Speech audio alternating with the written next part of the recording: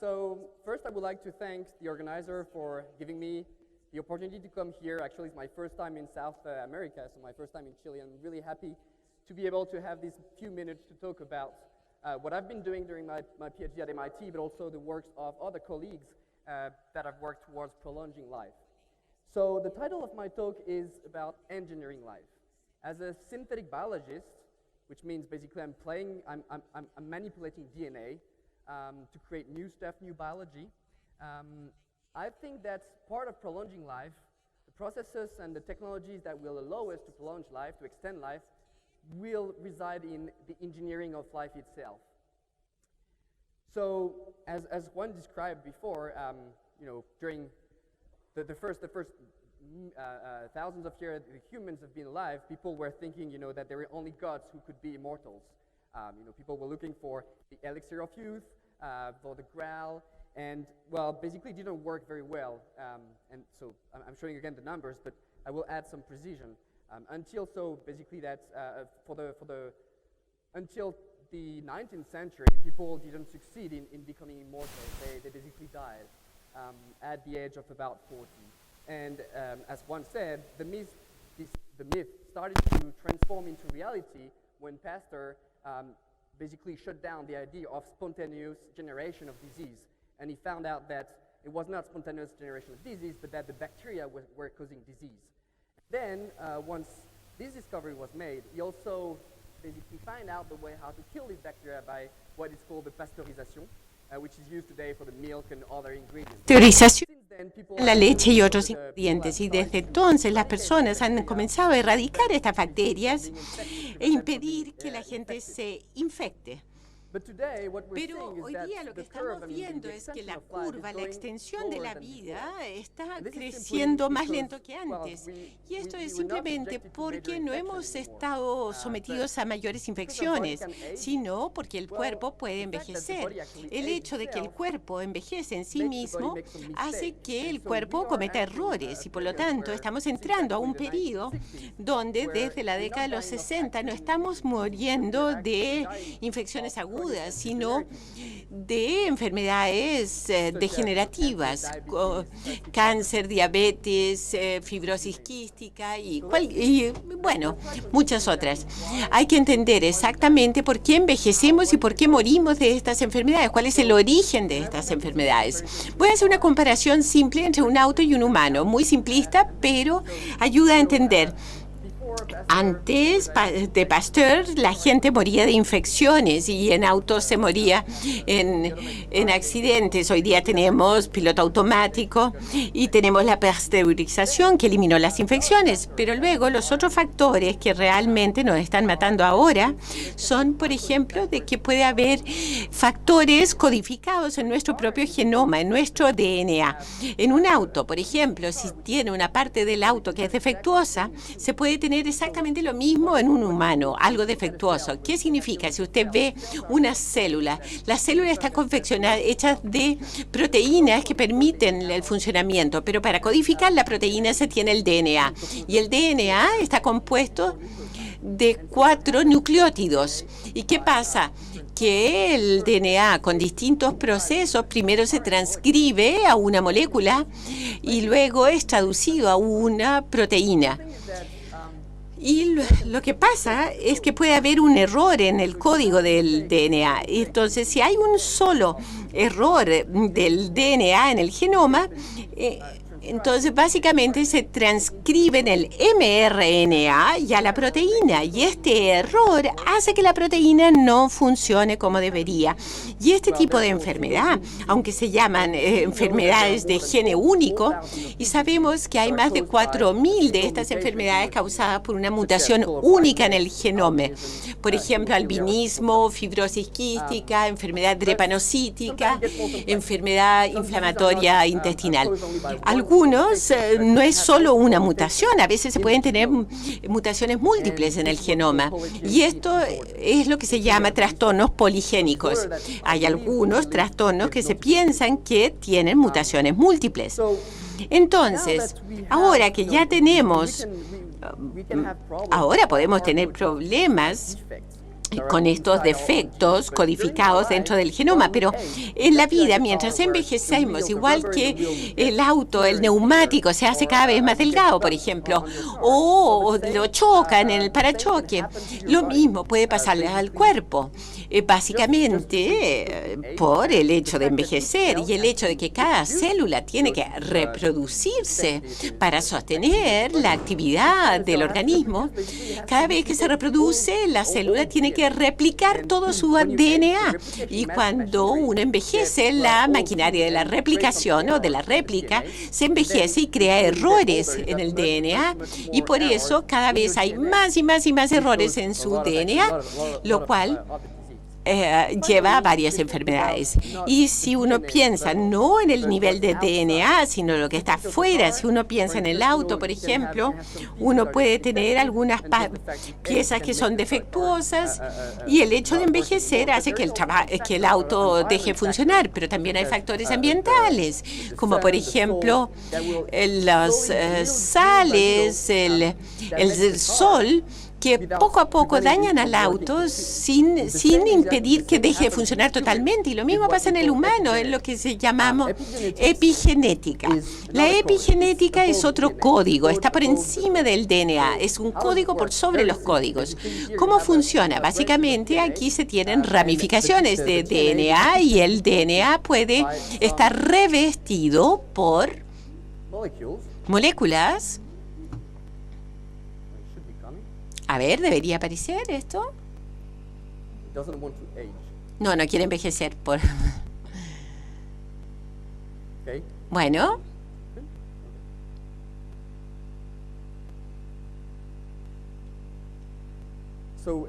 En todo caso, el DNA puede ser codificado o revestido por pequeñas moléculas que serán rojas, y va a permitir y va a cambiar la conformación del DNA.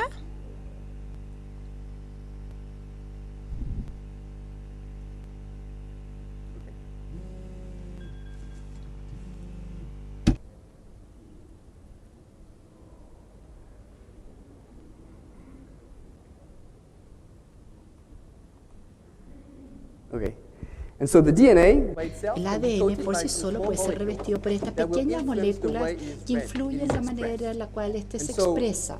Entonces, cuando algunas moléculas específicas se colocan sobre el ADN, pueden permitir que el ADN sea compacto, así que se piensa que está realmente compacto.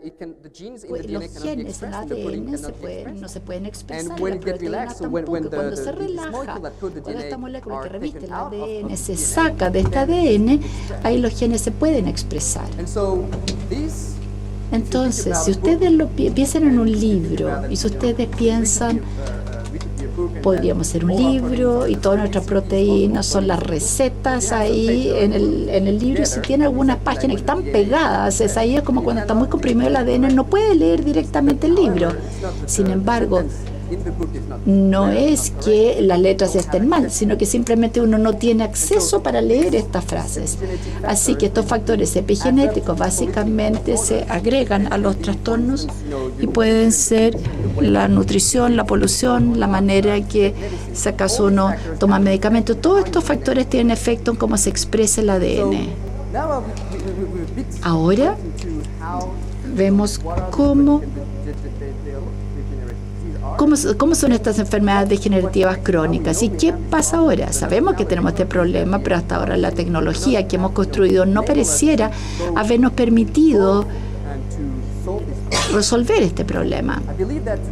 Pienso que hoy día estamos en momentos fascinantes, porque estamos en un momento en que algunas tecnologías disruptivas están convergiendo, y probablemente vamos a ayudar a extender nuestra expectativa de vida un tiempo. Y con destructiva, básicamente, quiero hablar de dos tecnologías que son disruptivas. La primera es nuestra capacidad de leer el ADN, y nuestra capacidad, una vez que lo hemos leído, de escribir o reescribir nuestro propio ADN.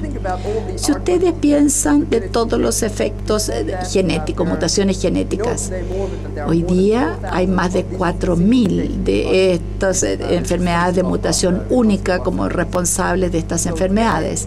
Hoy día, si ustedes piensan de cómo sabe si tiene estas distintas enfermedades, si tiene estas infecciones, estas mutaciones. Antes no era posible saber si uno tenía estas mutaciones. Si piensa en su genoma está compuesto de 3.000 millones y más letras correspondientes a los nucleótidos de ADN, que pensamos en alrededor de 19.000 genes. Si uno traduce algo, todo el mundo sabe, corresponde a más de 857 Biblias. Entonces, requiere mucho tiempo para leer 857 Biblias. Y lo bueno de lo que la tecnología nos muestra hasta ahora es que, si mira, 30 años atrás, el año 77, podíamos secuenciar el ADN, podíamos comenzar a leer el ADN, pero solamente podíamos leer 300 letras por hora, lo que significa que tomaría muchísimo tiempo secuenciar un genoma entero y descubrir mutaciones, si es que no las tiene o no. Hoy día, con la nueva tecnología, podemos secuenciar hasta 1 millón de letras por segundo. El genoma completo se puede secuenciar en alrededor de 1 hora. Lo bueno es que ahora todo está volviendo más rápido y se está volviendo además más barato. Si uno mira el 2000, básicamente 10 años después de que se inició el proyecto del genoma humano, costaba alrededor de 3.000 millones de dólares americanos costaba secuenciar un solo genoma. Hoy día podemos ver que la caída del costo ha sido tan significativo que un genoma hoy día cuesta solamente $1.000 norteamericanos. Bueno, tenemos que prepararnos que esta secuenciación del genoma no solamente se va a mantener en grandes laboratorios. La tecnología se ha reducido también en tamaño y tenemos secuenciadores que van a llegar al mercado en los próximos años, que van a ser secuenciadores del genoma y ustedes lo van a poder hacer en su casa con USB. Solo para darle un pequeño número, el 2003 tomó 20 años tener la secuenciación de un solo genoma, pero ahora, el 2015, ya tenemos 225.000 genomas secuenciados y se espera que el 2020 vamos a tener 5 millones de genomas secuenciados. ¿Y por qué importa esto? Es importante porque un solo genoma, sabemos, les da información de una persona. Pero tener información de miles de distintas personas, uno puede empezar a comprender la complejidad del genoma y cómo los genes interactúan entre sí para dar distintos fenotipos, ya que somos todos diferentes. Ahora que tenemos la capacidad de leer el ADN, ¿qué podemos hacer con este? Bueno, es genial de que podamos reescribir el ADN también.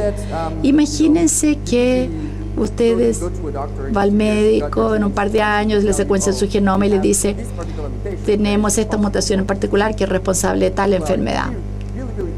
Puede ser muy cierto que básicamente uno mira en bases de datos de gente sana que no tiene esta mutación. O sea, ustedes saben cuál es la secuencia correcta de los genes que no tienen ustedes en su genoma. Y entonces toma la secuencia y uno se le envía a una empresa con un email común y corriente, y la compañía va a tener la capacidad de imprimir ese ADN. Esto se puede hacer, de hecho, hoy día se puede imprimir, lo hacen las empresas para los laboratorios. Y una vez que tiene impreso el ADN, básicamente se la envían a usted por correo. Hoy día, o sea, en el futuro va a tener que ir al hospital igual, pero esto realmente es fantástico porque puede ver que, si acaso al precio de estas tecnologías de sintetizar el ADN también ha reducido considerablemente. Ahora solamente cuesta sintetizar un par base, cuesta menos de $0.01. Así que puede hacer un gran trozo de ADN como genes completos y podemos comenzar a escribir genomas completos de millones de pares de bases. Esto es muy bueno. Sabe que está enfermo y sabe cuál es la secuencia que está mal en su genoma, qué puede hacer para repararla. Bueno, es bueno que uno pueda sintetizar el ADN, pero puede tenerlo ahí. Eso no significa que pueda curar la enfermedad. Ha habido en los últimos años mucha mejora en la tecnología de edición de ADN. O sea, básicamente hemos encontrado en naturaleza algunas pequeñas enzimas o proteínas de plantas y bacterias que de manera natural cortan y pegan secuencias de ADN.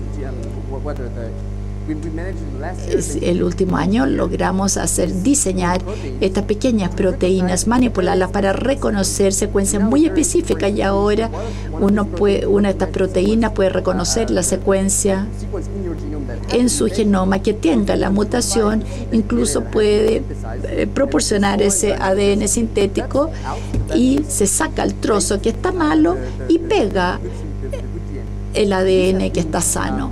Y esto se ha probado básicamente en el último par de años. Se está llegando a ser una realidad. La primera terapia génica se aprobó en Europa para corregir una mutación en un gen necesario para procesar la grasa. Pero en este momento estamos trabajando, o algunas personas de hecho están trabajando con tecnología muy nueva que se llama CRISPR para corregir la beta-talasemia, que es una enfermedad muy seria, o incluso fibrosis quística. Así que tenemos la posibilidad de editar el genoma con ADN sintético. Pero cuando su cuerpo envejece, uno no tiene una sola mutación que produce la enfermedad, tiene mutaciones que se acumulan en distintos lugares. Por ejemplo, esta es una de las razones del cáncer, como ejemplo. A veces va a costar a editar y reparar el ADN de la célula que tiene esta mutación. Entonces, en vez, lo que podemos hacer con el ADN, en vez de reparar la mutación en su cuerpo o en esa célula, podemos crear lo que llamamos drogas de algoritmo. Podemos crear con ADN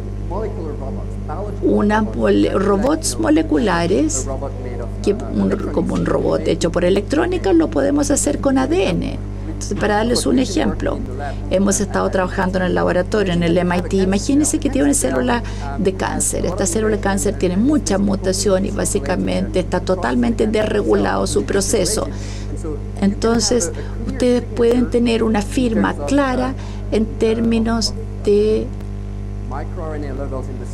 microRNA, distintas moléculas en la célula que pueden ser totalmente diferentes de una célula normal que no tiene cáncer, o que pueden construir un pequeño circuito de ADN, inyectarlo en la célula. Los circuitos básicamente podrán computar y ver si es que la célula tiene un perfil normal en estos distintos niveles de moléculas o si el perfil está errado. Y esto nos muestra cómo se ven los circuitos sintéticos. Si lo ven como un circuito electrónico, esta es una analogía entre biología y electrónica, en que estos circuitos están programados un poco como programamos los circuitos electrónicos, solo que en vez de componente electrónico tenemos distintos genes. Así que esta experiencia para células oncológicas demostramos que podía funcionar y que podía eliminar las células de cáncer. Esta es la razón del experimento. Aquí a la izquierda tenemos un circuito. ELA está programado para destruir las células normales y oncológicas. Y al medio tenemos aquí, se inactiva el circuito, no hace nada. Y después a la derecha tenemos el experimento real, que esto muestra la eficiencia de la destrucción de distintas células. Y el circuito se activa y podemos ver que las células normales ahora ya no son destruidas, mientras que las células cancerígenas sí se destruyen. Entonces, finalmente, otra manera que podemos usar el ADN para prolongar la vida es si ustedes miran a los otros factores cuando hay enfermedades que no solamente están conectadas a trastornos genéticos, sino también a este código epigenético y todos los factores ambientales.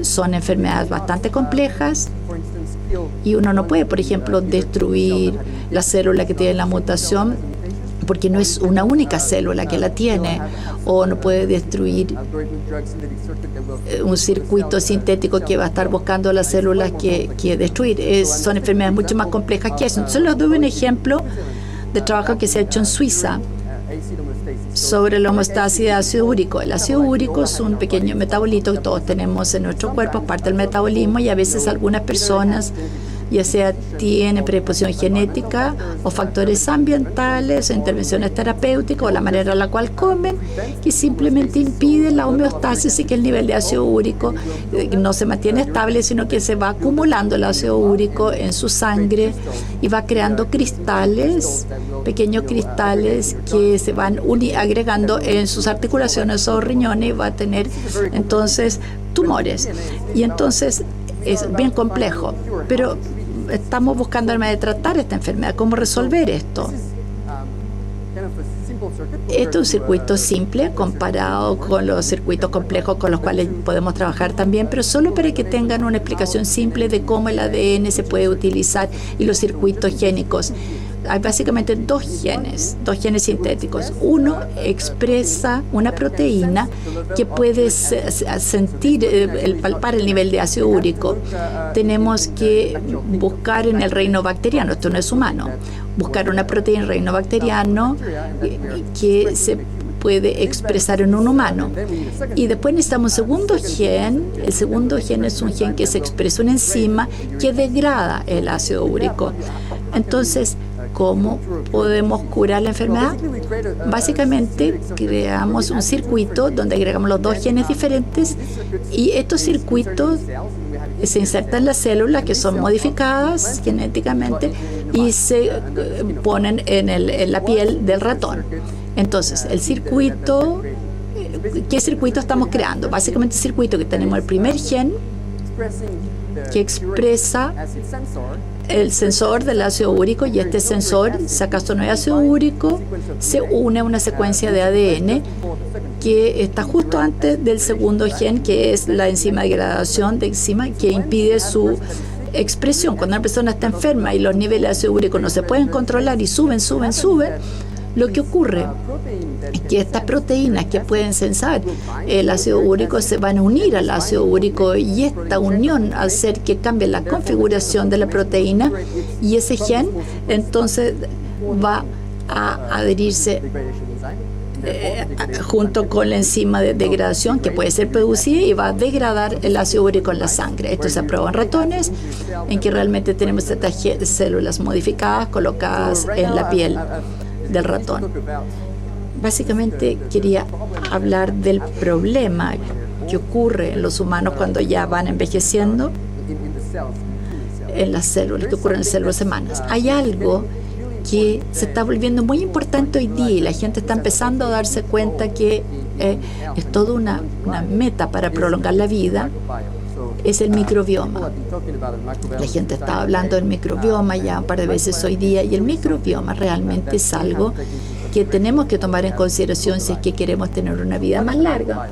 ¿Y qué es el microbioma? Básicamente es un genoma, es una bacteria que compone nuestro cuerpo y tenemos más bacterias de las que tenemos 10 veces más bacterias que células humanas, en la piel, en nuestro intestino, en la vagina, en la nariz, en todas partes están. Y la cosa es que el microbioma realmente es muy interesante porque está compuesto de miles de distintas especies. Y cada especie es codificado por sus genes. Tenemos más bacterias, pero más genes. Si pensamos en el DNA que tenemos en nuestro cuerpo, es nada en comparación a lo que tienen las bacterias internamente. ¿Y por qué es interesante el microbioma? Antes o después de Pasteur, las bacterias son agentes infecciosos. Si usted se corta, entra a la sangre y usted puede morir por una infección, pero se está viendo que es mucho más que simplemente una infección o agente infeccioso, sino que también hay, es de real importante para la salud. La bacteria es importante para su nutrición, le ayuda a degradar sustancias y así es bueno poder extraer las buenas moléculas. Por ejemplo, las moléculas en guaguitas o bebés aceleran el crecimiento de sus órganos y las bacterias buenas son básicamente que residen en su intestino e impiden que otras bacterias malas entren. O sea, estas bacterias son importantes, pero también hemos visto que el balance, el equilibrio de estas bacterias, es tan importante el equilibrio, y cuando se tiene un desequilibrio en la composición de la flora, por lo menos eso puede llevar a enfermedades críticas. Ahora las personas comienzan a entender que si usted tiene una bacteria muy específica presente en el cuerpo entre 6 meses y los 2 años, entonces el riesgo de autismo aumenta 5 o 6%. Entonces, ciertas especies de bacterias en su intestino pueden ser los responsables de la obesidad porque tienen un metabolismo que degradan su grasa mucho más rápido. Y entonces, así tiene mucho azúcar. Bueno. Estamos comenzando a entender que el microbioma es muy importante y que tenemos que restablecer el equilibrio del microbioma cuando hay un desequilibrio por una enfermedad. Pero hoy día las únicas herramientas que tenemos son los antibióticos, como dijo Juan antes. Y el problema con el antibiótico es que tienen un modo de acción con un objetivo, o sea, sin objetivo. Por lo tanto, mata las buenas y las malas bacterias. Y después que pasa eso, no le queda nada. Entonces usted va a tener nuevas bacterias que van a surgir, pero no van a ser tan precisas. Como les digo, el antibiótico no tiene objetivo dirigido. Y realmente se ha promovido la resistencia a antibióticos. En este caso, lo que estamos desarrollando nosotros en MIT y Rockefeller, una empresa, estamos haciendo en el Louis Pasteur, es que estamos viendo el microbioma en forma dirigida para corregir los distintos desequilibrios de distintas enfermedades como autismo o diabetes. Tal vez ese sea la forma para el buen camino para prolongar la vida. Es decir, cómo ayuda a proteger este microbioma que mate las bacterias malas, pero conserve las buenas. Lo que hemos hecho es tomar algo, un virus bacteriano que solo infecta las bacterias y que puede matarlas. Es bacteriófago. Pero hemos tomado este virus, ¿no es cierto?, estos parásitos, y lo hemos hecho una reingeniería. Le hemos sacado el genoma y le hemos agregado al cápsido de la partícula del virus un nuevo circuito. Hemos creado un circuito en el virus que una vez que se inyecta en la bacteria, los circuitos van a poder escanear el genoma de la bacteria y buscar cierta secuencia, por ejemplo, genes de virulencia o de resistencia. Entonces, o se corta el DNA, que ahí se daña la bacteria, o simplemente impediremos la expresión de los genes y regular así lo que la bacteria está expresando. Y esto es importante porque hemos visto que algunas bacterias expresan moléculas que son tóxicas para el cerebro y podemos regularlas totalmente.